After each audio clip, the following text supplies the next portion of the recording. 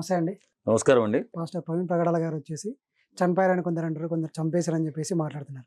రీసెంట్‌గా నేను ఒక వీడియో రిలీజ్ అయింది. అదేంటంటే వైన్ షాప్ దగ్గరికెళ్ళేసి వైన్ తీసుకున్నాడు హ్మ్. అని చెప్పేసి ఒక వీడియో రిలీజ్ అయింది. హ్మ్. దాంతోని కొందరు ఏమంటున్నారంటే నిజమే కావచ్చు, తాగే బండి నడిపించవచ్చు. మరి కొందరు అంటారు, కొందరు ఏమంటారంటే కాదు ఆయన అలా చెయ్యడు.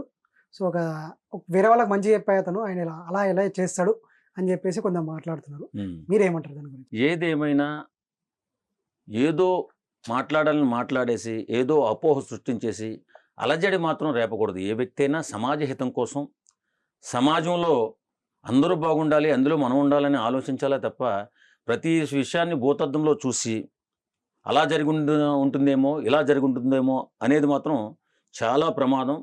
మతాల మధ్య చిచ్చు పెట్టినట్టు ఉంటుంది. అలాగే నేనేమంటానంటే, పూర్తిగా ఇది పోలీసుల బాధ్యత. అవును. మనది కాదు. అవును.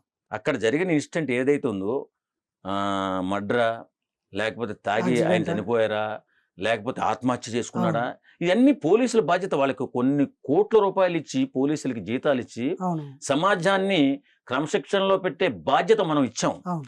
అలాంటప్పుడు వాళ్ళకు వదిలేసేయడం మానేసి, ఇలా మతాల మధ్య, కులాల మధ్య చిచ్చులు పెట్టుకుంటా పోతే సమాజం ఏమైపోవాలి? అవును. ఒక మహానుభావుడు నా చిన్నప్పుడు మా స్కూల్లో నేర్పించారు. ఓకే.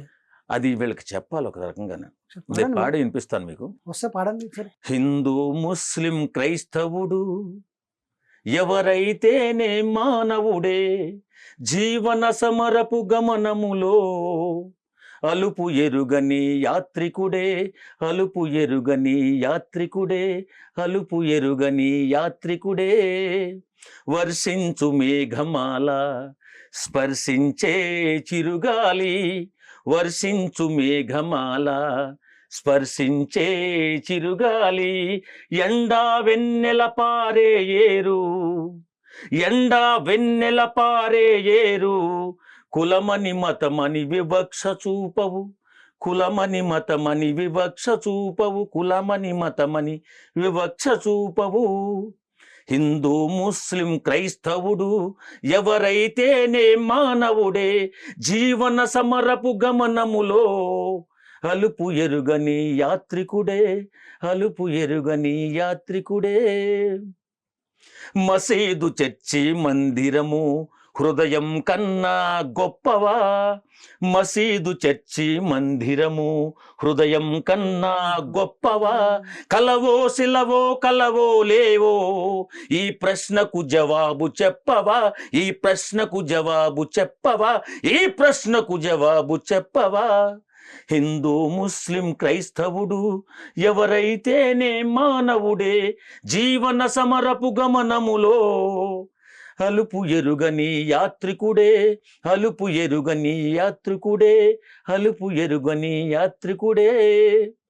కులం పేరుతో కుమ్ములాటలు, మతం పేరుతో మారణ హోమం, కులం పేరుతో కుమ్ములాటలు, మతం పేరుతో మారణ హోమం.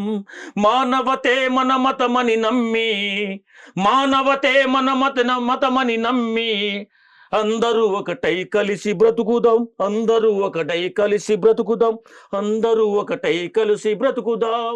హిందూ, ముస్లిం, క్రైస్తవుడు ఎవరైతేనే మానవుడే, జీవన సమరపు గమనములో అలుపు ఎరుగని యాత్రికుడే. Super super. నా చిన్నతనంలో ఇది చాలా పెద్ద సాంగ్. అయితే నాకేదో గుర్తుంది, చాలా ఒక 40 ఏళ్ల తర్వాత నాకు ఈవేళ పరిస్థితులు చూసి ఆ సాంగ్ గుర్తుకొచ్చి ఈవేళ పాడుతున్నాను. నాకు పాట రాదు నిజంగా, వాస్తవంగా నేను సింగర్ కాదు, పాడారు. ఇంకోటి ఏంటంటే అసలు మనుషులందరూ ఒకటే అయినాక ఇలా ఎందుకు అవుతుంది అనేసి ఇప్పుడు మీరు చెప్తుంటే అర్థమవుతుంది పాట. నాకు అర్థం కానిది ఏంటంటే, ఇప్పుడు ఎవరైతే దేవుడి పేరు చెప్పుకుని, ఎవరైతే దేవుడి పేరు చెప్పుకుని జనాల్ని ఎడిట్ చేసి వారి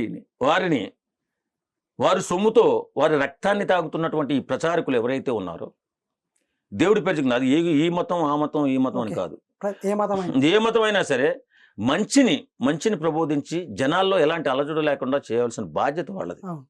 ఇప్పుడు వీళ్ళు ఏం చేస్తున్నారంటే, వీళ్ళు పరమతాల్లో సొరబడిపోయి నాదొక మతం ఉందనుకోండి, ఓకే. వాళ్ళు పరమతంలో సొరబోయి వాళ్ళ గ్రంథాల్లో ఉన్నటువంటి వాటిని తప్పుగా చిత్రీకరిస్తూ ఓకే. మా దేవుడు గొప్ప, మా దేవుడు గొప్ప, మా దేవుడు గొప్ప అని చెప్పుకోండి, తప్పులేదు. మా దేవుడే గొప్ప, మీ దేవుడు కాదు అన్న మాట మాత్రం మీ నుండి రాకూడదు. ఎందుకంటే మీరు ఇతర మతాల వారిని ఎవడిచ్చాడే మీకు అధికారం? ఇతర మతాల్లో తొంగు చూసే అధికారం మీకు ఎవడిచ్చాడు? మీ దేవుణ్ణి మీరు గొప్పగా చెప్పుకోండి, మీ సాంప్రదాయాన్ని మీరు గొప్పగా చెప్పుకోండి. అంతే తప్ప ఇతర సాంప్రదాయాలు దూరేసి ఇతర దేవుళ్ళు గొప్పోళ్ళు కాదని చెప్పి అధికారం మీకు ఎవడిచ్చాడు? పగడాళ్ళ ప్రవీణ్ ఇవాళ అతను ఆత్మహత్య చేసుకున్నాడో తెలియదు, మర్డర్ చేశారో తెలియదు, యాక్సిడెంటో తెలీదు, చెలవల పొలవగా అల్లేసి హిందువులు చంపేశారని ఒకసారి, ముస్లింలు చంపేశారని ఒకసారి, ఇష్టానురీతిగా పోస్టులు పెడుతూ సమాజాన్ని గల్లంతు చేసేసి వాళ్ళని గందరగోళంలో పడేసినటువంటి పరిస్థితి వేళ.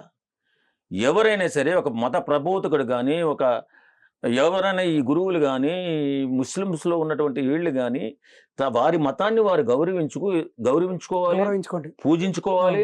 అలాగే ఇతర మతాల వారిని గౌరవించాలి. ఇతర మతాలలోకి తొంగి చూడకండి, మీకు ఆ అధికారం ఎవడు ఇవ్వలేదు. తొంగు చూసి ఇలా అలజడి చుట్టించి రేపు పొద్దున్న భవిష్యత్తులో మనందరం కలిసి ఉండాలి, ఒకరి ముఖాలు ఒకరు చూసుకోవాలి. కానీ చాలా బాధేస్తుంది నాకు చూస్తుంటే. మొన్నటిదాకానేమో ఎవరో మర్డర్ చేశారని ఒకసారి ప్రచారం చేశారు, ఈవేళ ఆయనే మందు తాగి చనిపోయాడని ఒక రకంగా వస్తుంది. ఇది బాధ్యత మంద కాదురా బాబు, మీరు అర్థం చేసుకోవాలి. ఇది ఈ బాధ్యత మంది కాదు. అక్కడ జరిగిన ఇన్సిడెంట్కి పూర్తి బాధ్యత పోలీసు వారు తీసుకుంటారు, వారు ఇన్వెస్టిగేషన్ చేస్తారు. దీనివల్ల ఎవరికీ ఉపయోగం లేదు. ఒక చర్చి ఫాదర్ని చంపినందువల్ల హిందువులకి ఏమైనా ఉపయోగం ఉంటుందా?